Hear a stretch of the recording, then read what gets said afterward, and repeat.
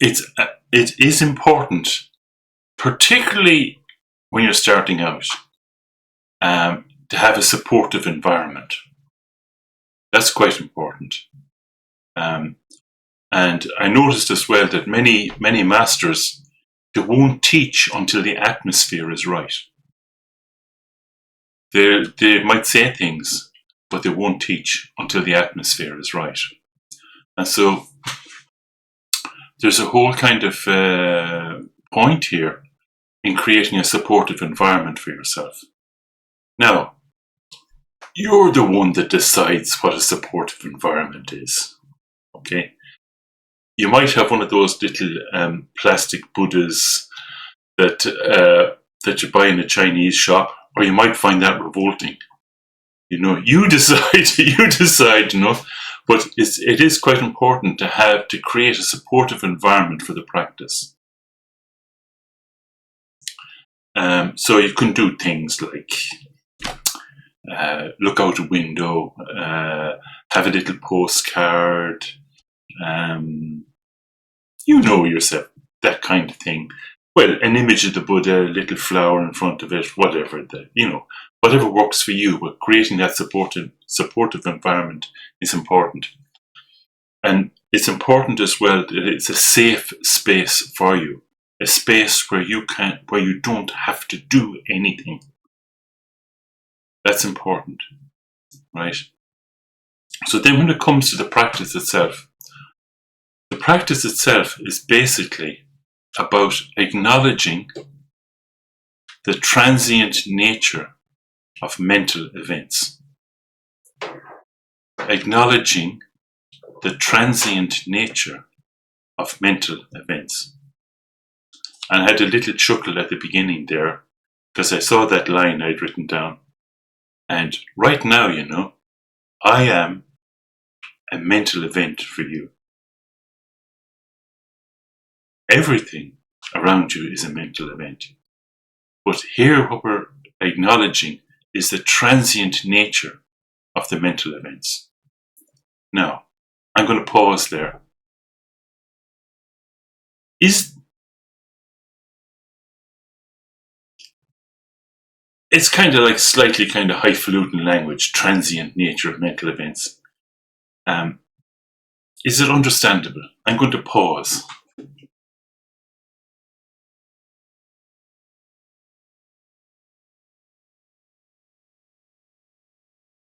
That means you can ask questions or clarify or complain. Yes, Maura. So, if that's the case, does anything mean anything? Do you know what I mean? Like relationships, and do you know what I mean? Now, it's interesting. I didn't say it it's coming up, Maura. It's a very good point. That's a critical point. It's coming up. That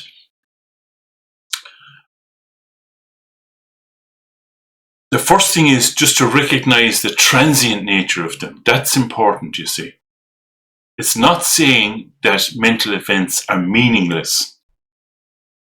Those are two different things.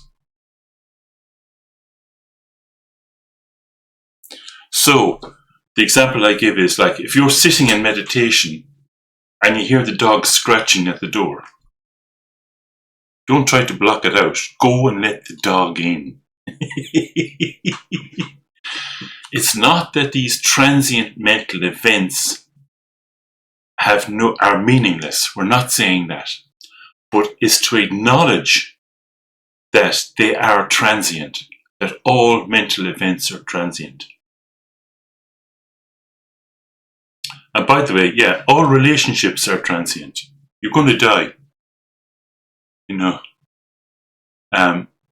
Your partner could walk out on you.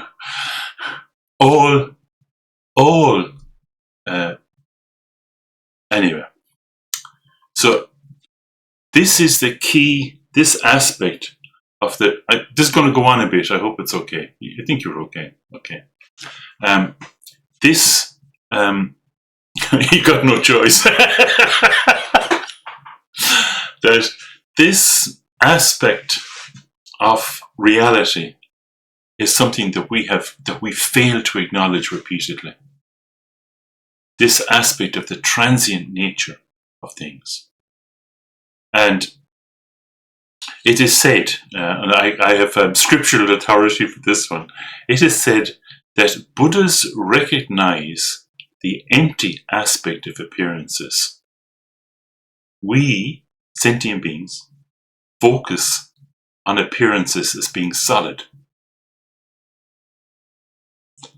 These are two different viewpoints, and they have strikingly different results. This is very succinct, but it's very important. The Buddhists recognize the empty aspect of appearances. What does that mean?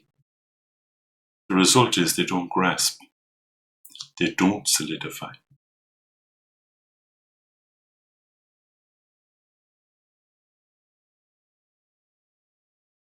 So that's then what meditation is. Meditation is a training. It's a familiarization with how things actually are, how your mind actually is, how reality actually is. It's a training, a revelation. How do you train? By not following after thoughts, by not giving them solidity, by being safe and relaxed.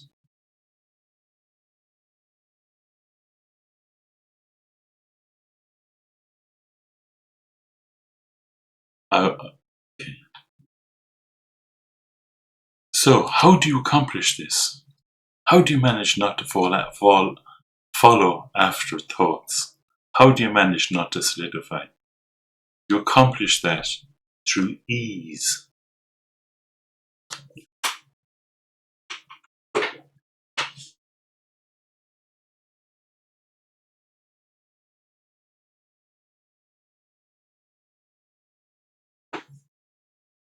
Through wakefulness. If you're not wakeful, you become lost in your thoughts. Through wakefulness. And basically, what do? You leave your mind unaltered. You don't try to correct. As soon as you try to correct, you've made it solid. So you don't try to correct whatever comes into your mind. Grumpy, angry, pissed off, happy. You don't try to change anything. You leave your mind unaltered. Okay, so let's train for a few minutes.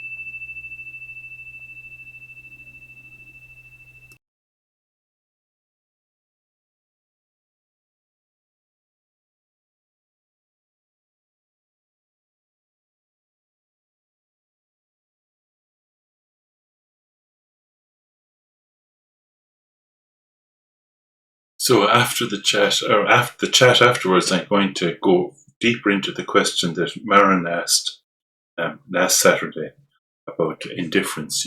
When you see I gave a reasonable answer, but I may be going to it in a little bit more depth, explore it a little bit more deeply.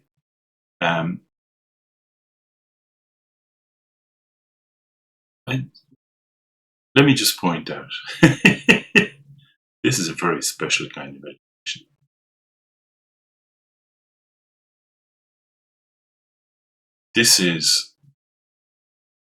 It doesn't depend on how your mind is. Most other practices, they have to do with changing your mind.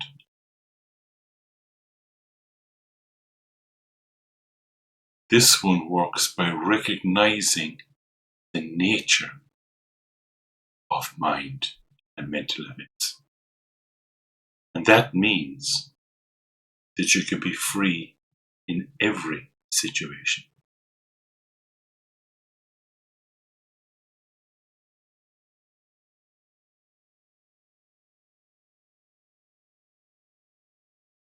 Eventually.